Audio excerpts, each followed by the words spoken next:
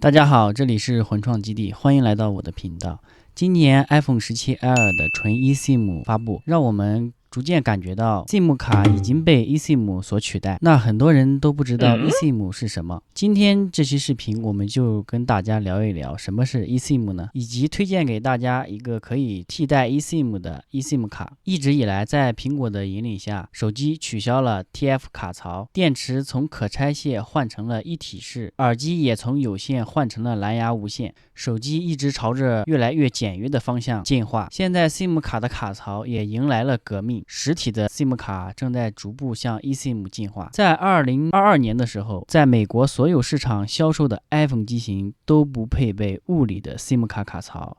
那这时发布的是 iPhone 14系列，手机用户必须使用 eSIM 来激活蜂窝网络服务。之后虽然各国的政策都不太一样，但也都陆陆续续的先后跟进支持 eSIM， 但是中国的 eSIM 卡进程却迟迟不进行。那很多人都会奇怪，国内的电商和线上支付这么发达，为什么会对 eSIM 卡的推广这么不积极呢？目前国内的 eSIM 主要用于智能手表、车联网、物联网设备，且通常是1号双终端，必须绑定已有的实体 SIM 卡，这些都仅仅在物联网领域，这也导致了包括苹果在内的国内销售的手机都不支持 eSIM 功能。国内在 eSIM 上的推进要比欧美地区等市场要谨慎得多，原因主要有3个方面。第一个是监管与安全因素，国内对电话卡实施强制的实名制，那用户办卡必须到线下核验身份，比如人脸识别和身份证，而 eSIM 支持远程写号，可以在网上直接激活，那这就可能被不法分子利用，绕过实名验证，增加电信诈骗的风险。近年来，国内大力开展断卡行动，通过严格管控实体 SIM 卡来减少诈骗源头。如果贸然全面开放 eSIM， 可能会削弱这种治理效果。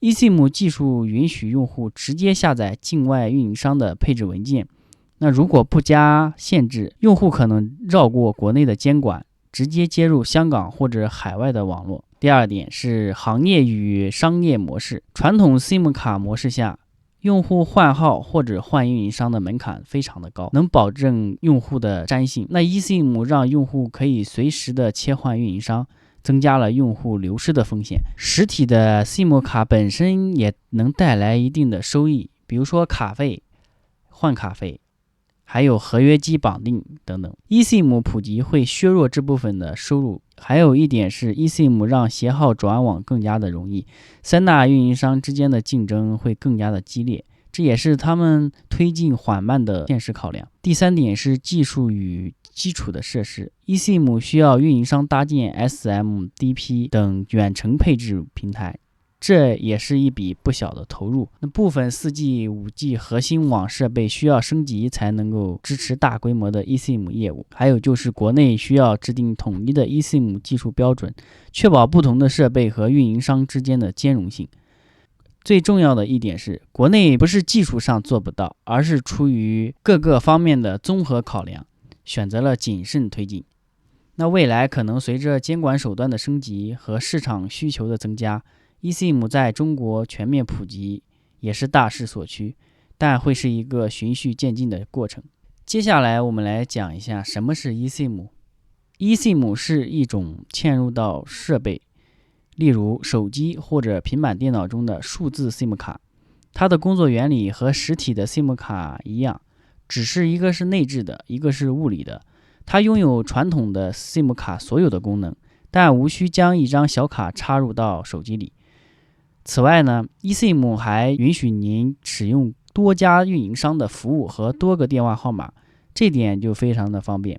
它是手机内置的一项功能，只需要在手机连接网络的情况下下载对应的 eSIM 文件，就可以使用运营商的服务。而且一个 eSIM 卡位一般都可以存储很多个 eSIM。eSIM 是否比 SIM 卡更好呢？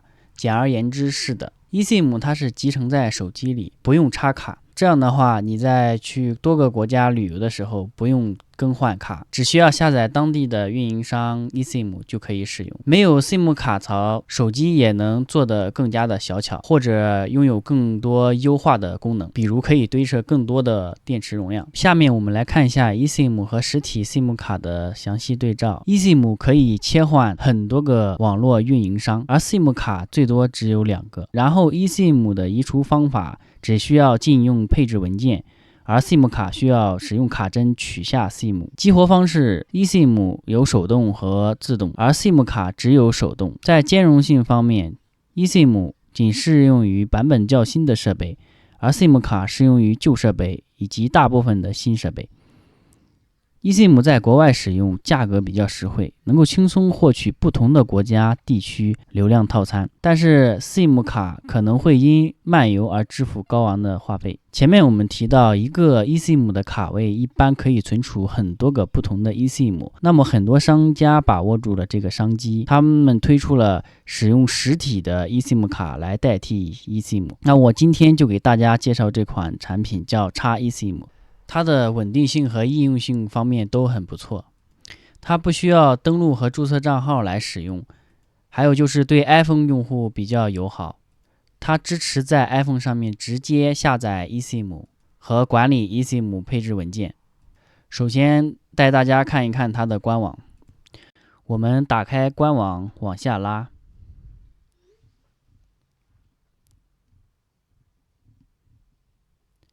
在这里可以看到它提供我们3个版本，分别是 X1、X2 和 X2 Pro。 那3个版本的价格也不同， X1 版本的价格是15美元， X2 版本的价格是28美元， X2 Pro 版本的价格是35美元。我们来看一下 X1 和 X2 有什么区别。 X1 只提供了5次的下载次数，而 X2 可以不限下载次数，它们都是最多存储15个 eSIM。 如果你是安卓手机，我建议你使用 X2 版本。虽然 X1 版本5次使用过后可以再次购买下载次数，但是多出来的钱要远多于 X2 版本。而 X2 版本和 X2 Pro 版最大的区别是 X2 Pro 支持 SendLink 服务，因为 X2 Pro 版适合只拥有 iPhone 手机。那什么是 SendLink 服务呢？ SendLink 服务是 X2 Pro 出厂时预制并启用的 eSIM 套餐。 SendLink 服务没有手机号码，无法数据上网，仅仅可以用于下载 eSIM。 它是为了方便 iPhone 用户下载 eSIM 时无需再借助安卓的设备，赋予了 iPhone 用户通过 XeSIM STK 随时随地下载 eSIM 的能力。如果你手里是安卓设备，我建议你直接购买 X2 版本。如果你是苹果的设备，我们可以购买 X2 Pro 版本。因为我使用的是 iPhone， 所以说我们购买这个 X2 Pro 版，点击立即购买，它会跳转到商品的详情页，这里有产品的介绍。X2 Pro 拥有无限次 eSIM 下载次数，5个月的 SendLink 服务，而且无需注册，无需登录，支持安卓、iOS、鸿蒙 OS。 好，我们点立即购买，这里我们会跳到一个收货地址。如果这里你没有注册，可以注册一个账号，注册完成后它会跳转到填写支付账单，我们这里可以填写你的收货地址。